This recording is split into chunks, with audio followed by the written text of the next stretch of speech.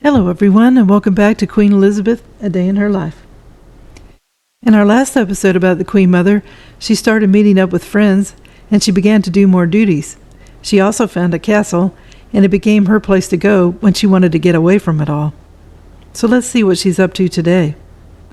In the autumn of 1952, Queen Elizabeth had a long conversation with Winston Churchill. Churchill told her that despite the death of the king and the ascension of the Queen, she still had an enormously important part to play in the British public life. They met numerous times after that, and the Queen Mother realized suddenly how very much she was now cut off from inside information. She said he was truly a remarkable man, and with a great delicacy of feeling, too. Throughout that autumn, she picked up the pace of her private interests and her official work. The journal of her activities was maintained by her ladies-in-waiting from the 1950s until the end of her life, and it shows how her interests were concentrated.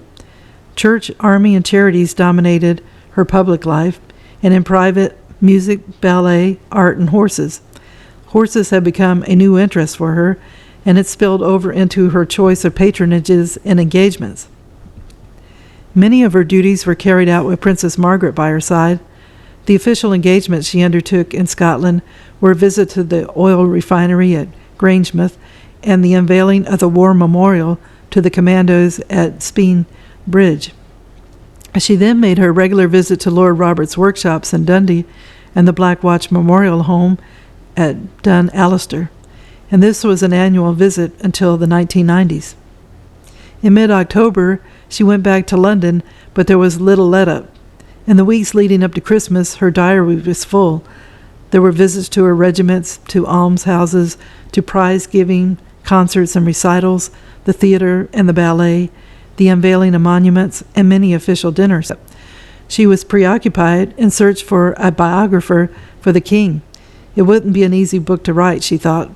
There can be very few kings of England whose reigns were so harried and harassed by trouble and worries and anxieties on such immense scale, she wrote to Lascelles. Queen Elizabeth said that the abdication and all the agony of mine, and I doubt if people realize how horrible it all was to the king and me to feel unwanted and to undertake such a job for such a dreadful reason, and it was a terrible experience. Then the war with all its agony, and then after the war, which was a dreadful strain upon the king, and I suppose we have been through a revolution, and as usual people hardly realize what was happening to them. All this crammed into 15 short years is a dizzy thought. Lascelles proposed John Wheeler Bennet, a distinguished military historian, as official biographer. He had a reputation as a trustworthy historian, and he'd also been a pupil of Lionel Logue, and he was the speech therapist that the king had had. The Queen Mother met up with him just before Christmas 1952. She liked him and agreed that he should be given the task. Early in 1953, she promised to send him, through Lascelles, the diaries the king had kept during the war. She put a lot of decision into that thought, for the king had intended them to be kept closed in the royal archives. The Queen Mother felt it was important for someone like Wheeler to read the day-to-day account of those terrible days. Later in the year, she invited the author to stay at Burke Hall to gather atmosphere and information. He gained insights, but at a cost. So this was kind of funny. One day he went to see the Queen and to Burke Hall to see the Queen Mother on the same day. So at Balmoral, the Queen kept off the book topic until the last morning, when she took Jack for a long 8-mile walk. So Jack wasn't dressed for the occasion, and his shoes weren't meant for walking either. And he was beat when he got back to Balmoral. He collected his suitcase and he drove over to Burke Hall. And then once he got there, the Queen Mother promptly took him for an afternoon walk with the Queen. When they got back to the house, he was tired out, and it was visible. The Queen Mother said to him, "Did my daughter, by any chance, take you for one of her walks this morning?" And Jack said that she had. Then the Queen Mother said, "Champagne is the only remedy." She continued to talk to him regularly as he worked on the book and invited him to Sandringham as well as Burke Hall. The abdication was important and most difficult episode to cover, and the one that the Queen Mother felt most strongly about. There was an episode where Helen Hardinge, the wife of Alec Hardinge, the king's former private secretary, had sent the Queen the manuscript of her book, The Path of Kings, in 1951. The only passage to which the Queen objected dealt with the abdication, and it was critical of the Duke and Duchess of Windsor. I don't like the idea of you writing about this agonizing interlude in our history. I am quite certain that you would be wise to say very little on this subject. It only does harm, and the effect on people is sometimes so different to what you think it may be. Please take it out. Your loving friend, E.R. Bennet naturally conducted many interviews on the subject of the abdication. He spoke to the Duke of Windsor himself, but not to the Duchess, and he wrote about the crisis at some length. His account was fair. He started to feel a great deal more sympathy for King George VI than for Edward VIII. He did a painstaking biography, and it was published in 1958. It demonstrated well the author's regard to its subject, and Queen Elizabeth was pleased. On Christmas 1952, the whole family gathered as usual at Sandringham. Queen Mary was frail. The death of her son, the king, was a blow from which he could not recover. She spent much of the holiday in her own rooms, only coming down to join the family for tea. The Queen Mother stayed at Sandringham until late January, and she visited areas of the East Coast hit by the worst flooding in decades. She was filled with admiration for the courage of the homeless people and wrote to the Queen, "It was terribly like war.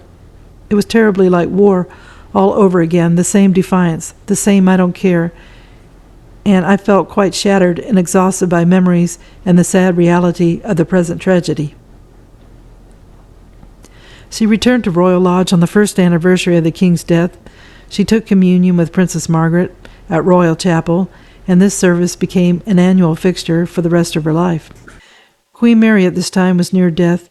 To one old friend, Lady Shaftesbury, she said, "I suppose one must force oneself to go on until the end?" "I am sure," replied Lady Shaftesbury, "that your Majesty will." And she did. Her duty all ended, Queen Mary died peacefully at Marlborough House on the evening of March 24th, 1953. A week later, tens of thousands of people stood silent and bareheaded as the coffin of a dignified and admired queen, who seemed to have always been with them, was carried slowly and majestically away. It was a change for the Queen Mother. She and Queen Mary had enjoyed and suffered much together ever since Queen Mary had warmly welcomed Elizabeth into the family in 1923. Queen Elizabeth now became the senior member of the royal family. The question of a London residence for the Queen Mother was solved, and it was decided she would go to Clarence House, and it was being prepared for her. Arthur Penn kept her informed of the progress and offered advice on the colors of the walls to go with her old curtains, which were to be reused there. It wasn't a house she liked, however, and after the death of Queen Mary, Queen Elizabeth expressed a wish to move to Marlborough House instead. It was much more suitable, and it had a garage and a good staff accommodation. Moreover, it probably didn't need much spending on it. She was annoyed that members of Parliament had been commenting on the cost of altering Clarence House for her, and she told Arthur Penn that if there were any more such complaints, you must tell them angrily how little has been done and how loathsome Clarence House is. Queen Elizabeth and Princess Margaret finally moved into Clarence House in May 1953, a few weeks before the coronation. The Queen eventually gave Marlborough House to the Commonwealth Secretariat. Queen Elizabeth at this time lost her brother Mike. He died suddenly and unexpectedly at the age of 59. Among her siblings, Mike had been one of the closest to the king. They had shot together, and he was seen in the family and by his friends as a genial and generous man, possessed of great charm and devoid of jealousy. His death on May 1st, 1953, meant that Queen Elizabeth had now lost 5 of her brothers, all in youth or middle age. So I will end the video here because the next episode deals with the coronation of Queen Elizabeth II, and that is a video in itself.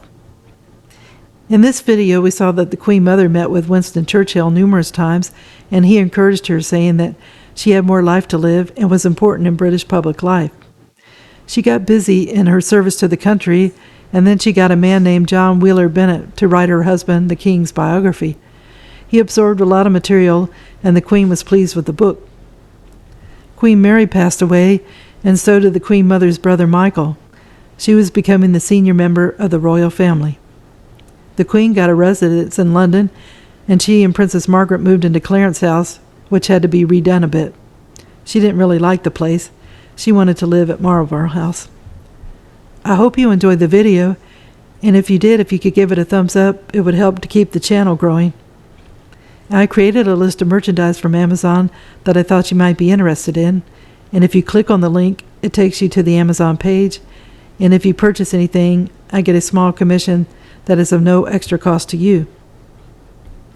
But more importantly, I wish everyone a good day, and tune in again soon for another episode of Queen Elizabeth, A Day in Her Life. Thank you. Bye.